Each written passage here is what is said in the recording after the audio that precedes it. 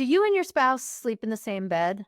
I mean, we all picture, right? The home with the white picket fence on the outside, nice kitchen with a beautiful stove and a dishwasher, and mom and dad in bed, in the same bedroom. That is what we think of when we think of a normal, healthy, grown up marriage.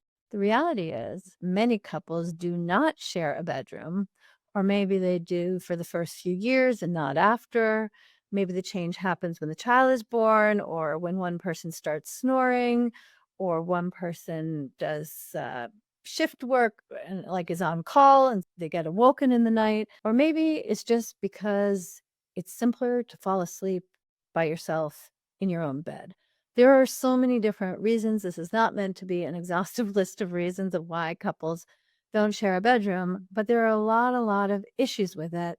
And so I want to tell you what you need to consider for it to be successful to either continue to share a bed or to sleep in different bedrooms. The first thing is whether or not you and your partner are aligned, because sleeping in different bedrooms is not inherently problematic, but it is massively problematic if you are not aligned about it and if it means very different things to each of you. So, one of you might choose to sleep in a different bedroom because you want more sleep, and your priority is that both of you get enough sleep so you're in a better mood, your interactions are harmonious, and you both have the rest and rejuvenation that is required to function well in your day. No problem, unless your partner feels ashamed. She feels or he feels that if you're not sleeping in the same bed, it means you have a bad marriage. It means that you're no longer attracted to them. It means you don't want to have sex anymore. It means that something is weird and awkward and you don't even know what it is because you've never talked about it. Actually, the thing I really want to emphasize is that one of the biggest problems when you sleep in different rooms is if one of you unilaterally makes the decision, moves into the different room, and the two of you don't really discuss it. Days, weeks, and months and years have passed, and you sleep in different bedrooms, never having really discussed why it's happening, what the intention is, and what it actually means for the quality of your connection. That is a recipe for disconnection, and I strongly advocate, whether you're already in separate bedrooms or one of you wants to be and you're not, that you have an honest conversation, because otherwise, one or both of you is making all kinds of assumptions, and they might be accurate, but more likely they aren't. And when you're aligned, it contributes to harmony.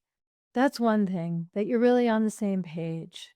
This is a marital decision. It is not a unilateral decision. And if one of you is sick or coughing at night, so you go into another bedroom, or the other person does, so you can sleep and you're not going to be waking them, no problem. But when the illness is over, don't just continue to be in separate bedrooms unless you have a conversation and maybe you discover that sleeping in separate bedrooms really has you more rejuvenated. Fine. This really is not about the outcome. It is the quality of communication, interaction, and intention that surrounds it so that both of you can really feel loved and aligned and share the same priorities in the whole thing. Let's say you are going to sleep in separate bedrooms.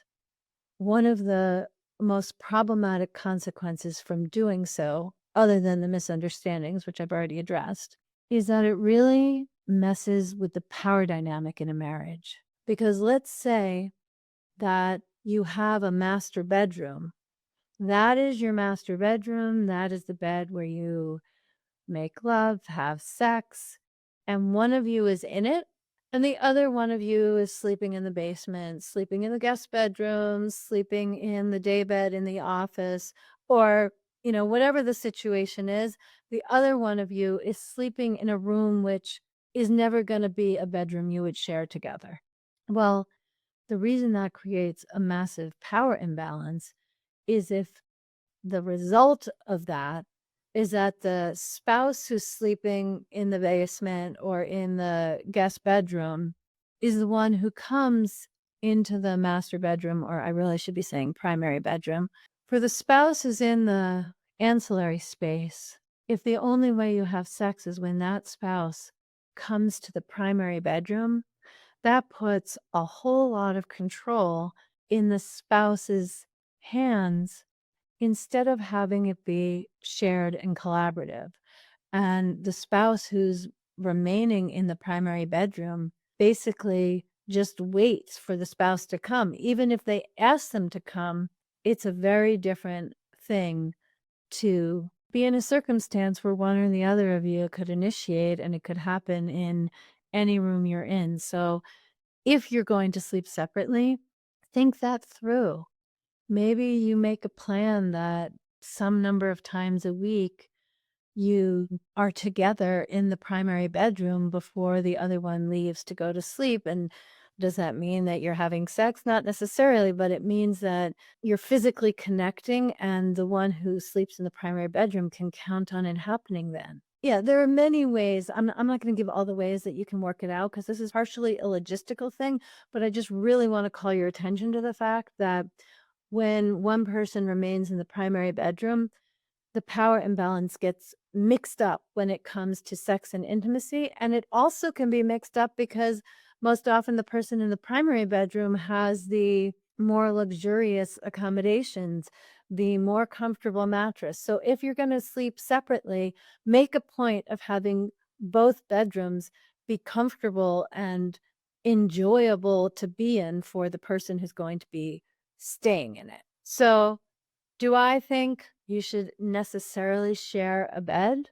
Well, if you can, that's beautiful. To have, like, to fall asleep in one another's arms on a regular basis, it's magnificent. To wake up together, it's magnificent. And there are many contexts with snoring and illness and just many different things where you might choose to be in separate bedrooms. And that is only problematic if you don't give it the attention and intention required to make it successful. The other thing that I want to add as a way of making it successful, besides making both rooms comfortable, being aligned on the purpose and duration of sleeping separately, and addressing the power dynamic in terms of who holds the responsibility and the opportunity for sex and intimacy. The one final point I want to make is one of the things that is lost when you share separate bedrooms is that you don't necessarily see one another in the morning and in the evening. So if you're going to sleep in separate bedrooms, I highly recommend that you make a point when you wake up. It doesn't need to be instantly, but in the morning when you wake up, that you greet one another. You go find one another wherever you are in the house and say good morning so that you get to kind of start the day together, even if you didn't spend the night together. And similarly, that you make a point of saying good night to one another to end the day together, even if you're going to sleep separately, so that you're not just interacting in a really small portion of the day, but that you have some of the marital ritual in beginning the day together and ending the day together, even if you're not sleeping with one another in the night. If you want to sleep separately, please take advantage of what I've shared. If you already sleep separately, make sure you have attention on each of the things that I've addressed because it will enhance your relationship even as you continue to get good sleep.